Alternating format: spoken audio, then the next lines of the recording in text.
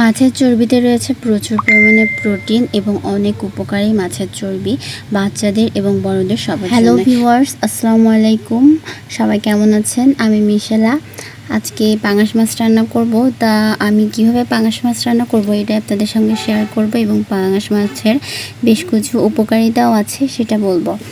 তো যাই হোক, এই যে আজকে পাঙাশ মাছ কিনেছিলাম, তো এটা ভালো করে ধুয়ে পরিষ্কার করে আমি ভেজে নিলাম এবং তারপরে আর এইগুলো হচ্ছে পাঙাশ মাছের ডিম। আমি একটা রিলস দিয়েছিলাম, ওখানে সবাই বলেছিলেন যে এটা কি আপু, অনেকেই বোঝেন নাই যে এটা কি। এগুলো হচ্ছে পাঙাশ মাছের চর্বি, আর এই চর্বিগুলো খাওয়া কিন্তু অনেক ভালো। তো আমি এটা ভেজে একটু পেঁয়াজ মরিচ দিয়ে ভেজে আমার ছেলেকে দিয়েছিলাম, ও এটা অনেক খেতে পছন্দ করে। আর যাদের কোলেস্টেরলের সমস্যা আছে তারা তো মাছের চর্বি অবশ্যই খাবেন, আর তাদের জন্য পাঙাশ মাছও বেশ উপকারী, তারা খেতে পারে, তাদের এই সমস্যাগুলো দূর হতে পারে এগুলো খেলে।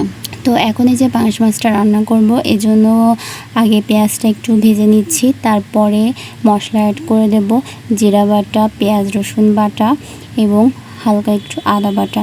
মশলাটা ভালো করে কষিয়ে নিব এবং তারপরেই পাঙাশ মাছ ভেজে রাখা পাঙাশ মাছগুলো দিয়ে দিব।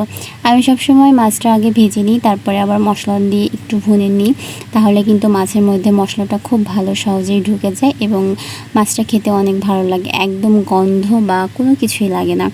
এবং তারপরে আবার মাছগুলো উঠিয়ে রেখেছিলাম একটু কষিয়ে, তারপরে আলুগুলো দিয়ে কষিয়ে নিলাম এবং আলুগুলো কষানো হয়ে গেলে পানি দিয়ে দিয়েছি।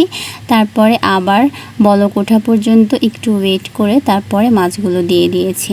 আর এইভাবে মাছ রান্না করে দেখবেন, পাঙাশ মাছ যারা পছন্দ করেন না তারাও অনেক পছন্দ করে খাবেন, অনেক ভালো লাগবে।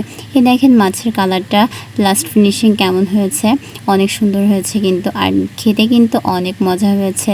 রান্না শেষে আমি জিরের গুঁড়া দিয়ে দিয়েছি। আর এই তো কমপ্লিট। এখন অনেকেই বলতে পারেন যে আপু এত তেল দিয়েছেন, আসলে এটা কিন্তু পাঙাশ মাছেরই তেল, কারণ মাছ ভাজার পর অনেক তেল বেরিয়েছে। আজকের মতো ভিডিওটা এখানেই শেষ করছি। সবাই ভালো থাকবেন, সবার জন্য দোয়া রইল, আমাদের জন্য দোয়া করবেন। আল্লাহ হাফেজ।